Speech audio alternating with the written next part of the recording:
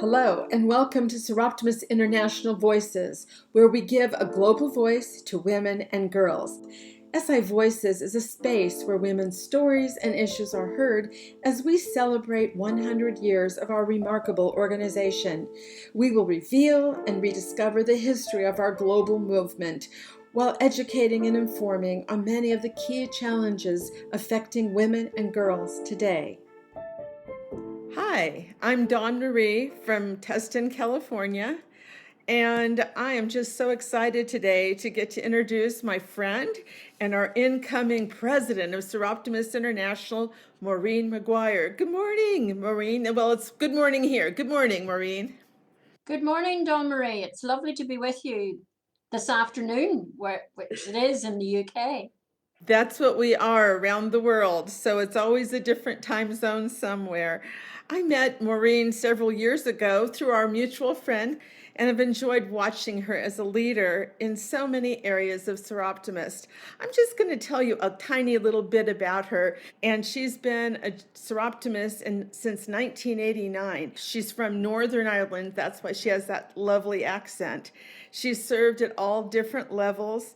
She held the role of president of Seroptimus International of Great Britain and Ireland from 2011 to 2012.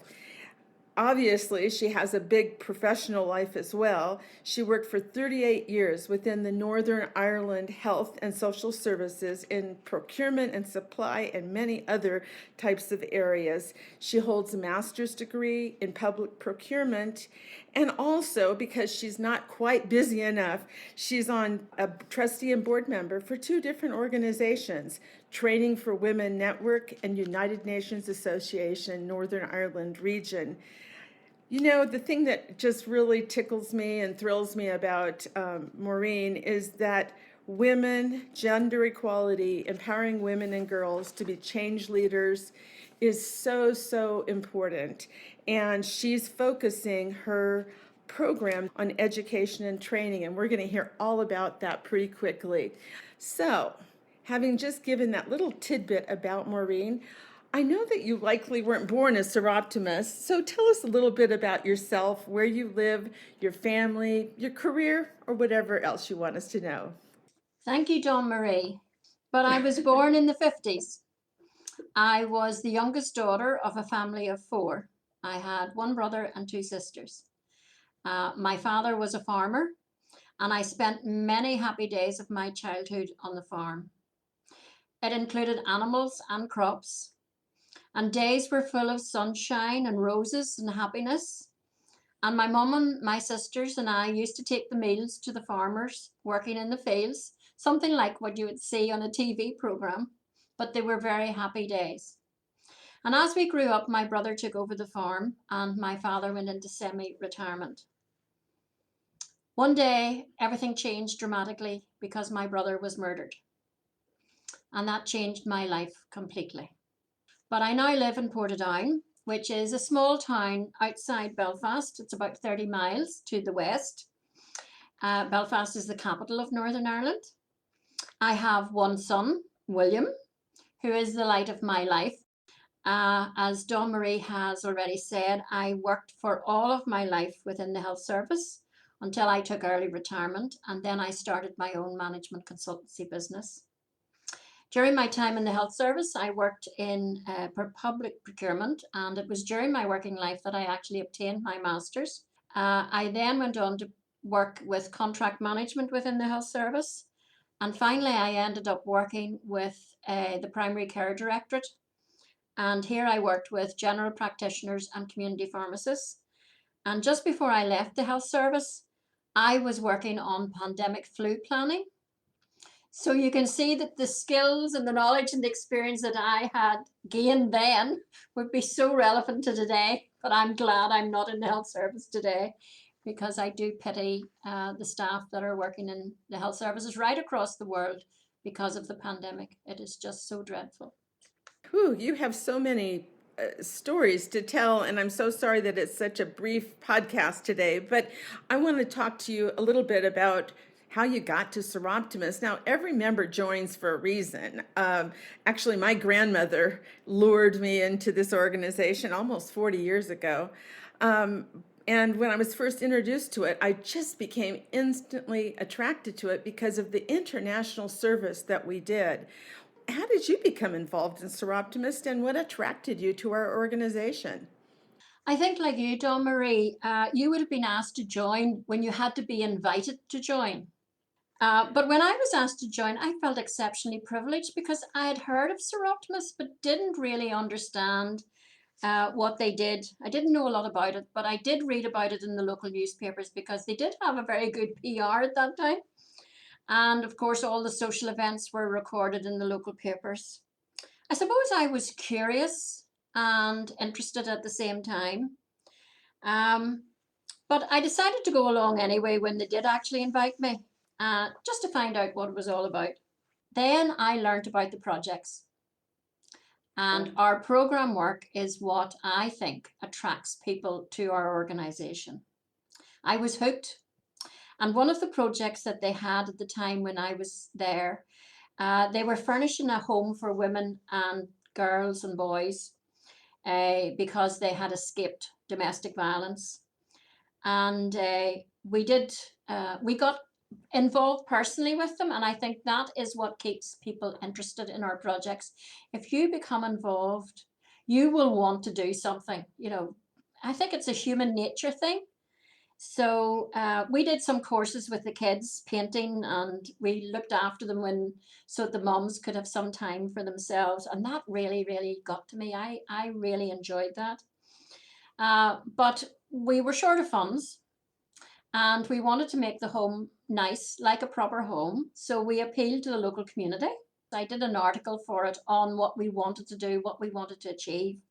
And I can remember one night I got a phone call at 11 o'clock. I was in bed, so I took the phone call sitting up, and it was a lady. And at that time, she donated an amount of money that allowed our club to buy all of the bedding and all of the curtains for that home because of what her and I talked about that evening. So I think I did something good. I made a little bit of a difference there. We also then got the local guides and brownies, and they held events and they raised funds and furnished the children's playroom.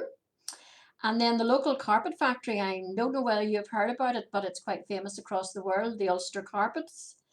They are a worldwide famous carpet manufacturer. They have supplied to the White House, they have supplied to Buckingham Palace, and I'm sure they've supplied in Australia as well. And they actually did the flooring and furnished the sitting room. So it was a real community effort, and that really, really kept me there. Maureen, I love that story because that's really the essence of what we do locally. Is not only do we get in and, as you Brits say, get in the coal face of the problem, but we also, if we're really out there and talking about the project, we allow other people, we invite other people to share in the joy of helping. And I hope if everybody's listening here right now, they understand that sharing our work multiplies our effect and increases our impact. So thank you. That was a perfect story. Now, we've had our 100th anniversary this year, which has been so exciting for me, of course, and for so many of us. And we're trying to find out how many people have actually been Seroptimists, and mostly women, but there are a few good men. And I've been told that there's hundreds and hundreds of thousands of women have become Seroptimists over the 100 years, which is just a thrilling number to think about the impact. But very few of them have gotten to the very pinnacle of this, and that is you. You're going to be our international president in just a few more weeks. So tell us just a very little bit about what your leadership journey became, and what was your motivation for being a leader? What inspired you to do that? Yes, John Marie. I think I was thrown in at the deep end in our club in Portadown. Maybe I was too enthusiastic, I don't know. But it started about 2 years after I'd become a member. They made me the club secretary. And, that position just enabled me to learn everything. I knew everything because I had control of the paperwork. Um, I learned about the diversity, the inclusiveness of our organisation, about how we work to improve the lives of women and girls. And, that just made me want to be more and more and more involved. I also realized that I was very privileged to be living where I lived, how I had plenty of food and the means to have a very comfortable life. My club allowed me to grow. I took on many of the club positions, and then I looked at roles at region because, you do look to see what else is out there. I became the press and publicity regional officer, and then I became regional president.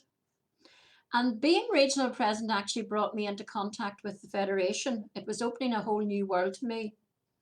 And I wanted to be part of that and became a Federation councillor.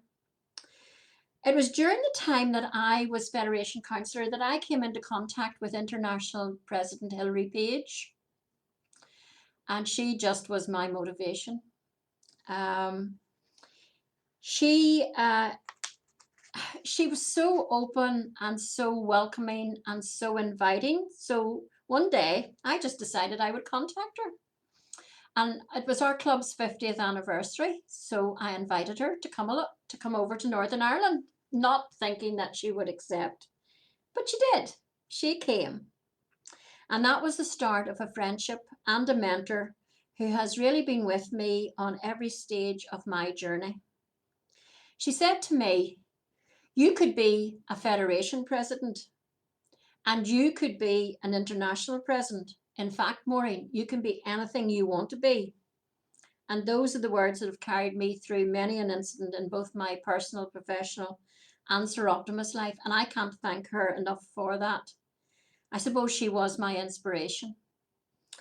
And, that her saying all of those things to me at that time, which was in 1994, probably have been in the back of my mind because anytime I ever met her, she would say, well, what are you doing now? And what are you going to do? So the one thing that I would say to every Seroptimus out there, you can do it too. Oh, Maureen, yes, Hillary Page. You just made me smile when you mentioned her because she too was somebody that I value so very much. And the story you just told was so important because it often just takes somebody saying, I believe in you. I think that you have the ability to inspire and the right values to inspire and encourage other people. So not all of us have to get to the pinnacle, but we want people to get to their pinnacle. And so how lucky that you get to inspire many thousands of us around the world. And I hope that everybody's listening understands that our job as humans really is to inspire others to reach their pinnacle, to find their space, their place to serve and lead. So without any more hesitation, I just have to jump right into your upcoming President's Appeal project. And you've heard a lot about our President's Appeals over the last year through these podcasts and hopefully some of our webinars. We've just finished a really wonderful project with President Sharon called Road to Equality. And now you get to hear a wonderful start of this new project that we're going to be working on. And I know the focus is on education. But I'm so eager, as our listeners, I'm sure, to hear more of the details. So tell us, what is your project and what do we get to support with you? Thank you, Dawn Marie. You do know that education is a passion of mine. I just believe that education is the door that opens for everybody. So the title of, or the theme of the President's Appeal for 2021-2023 is Opening Doors to a Bright Future. And it's because education is a fundamental human right for every human being.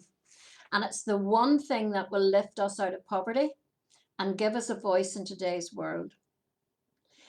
I believe that there are many barriers facing women and girls today, and education can knock down those barriers.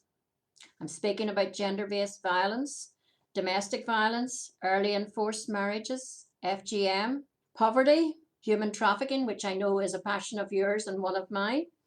A lot of women and girls around the world today have caring responsibilities or the necessity to go out to work at an early age. But I believe that education can overcome these because with an education, then they can continue to go on to higher and better things. There's going to be one project in each of the 5 federations.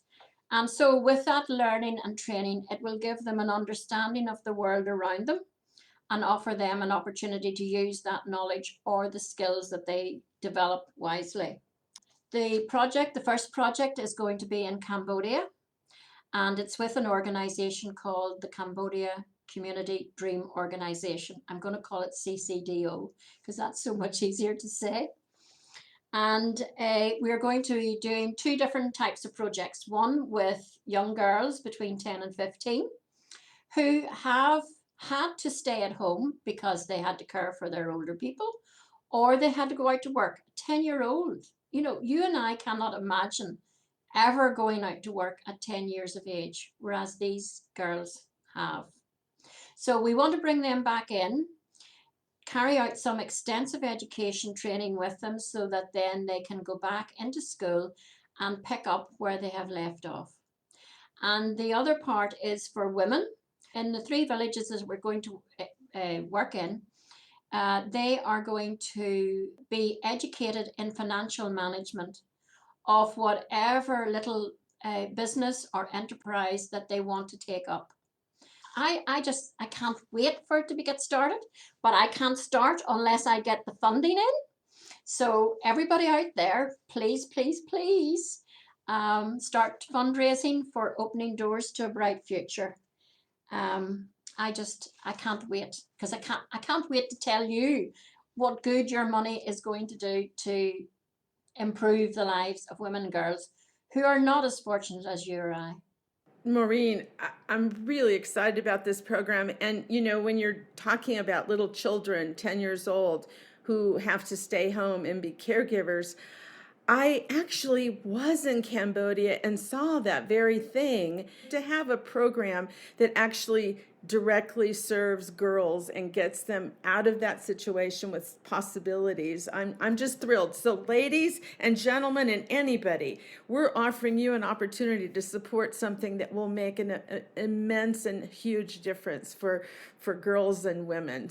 Okay, so gosh, we're almost at the end of this, and I want, before we close, to have you to tell us about your vision for Seroptimus. You're leading us into the next 100 years in terms of what are our opportunities? What do you want to see Seroptimus become and move forward to in even a more brilliant way than we have in our bright past? Yes, Dawn Marie, I have a couple of things that I'm aiming for over the next 2 years. And one of them is that I want to bring Seroptimus International and the 5 federations together. I want us to work together. And in doing that, I have asked the program directors if on 4 of the international days, we could all do something right across the world together. Imagine 70,000 women all buying a pencil for a school child who doesn't have one, giving a book to a child who doesn't have a book or doesn't know how to read. Those are the sort of things that I am trying to do, and I'm going to work with the 5 federation presidents to move that forward. We have to ensure that our mission, our vision, and our values are applicable to today's young people. And so doing that, I want to try to set up a forum for young people. But again, I have to get the permission of the Federation presidents to move forward in this. But I think we need to include them in many of our discussions and debates about how we move forward into the future, because they will be the future leaders of tomorrow.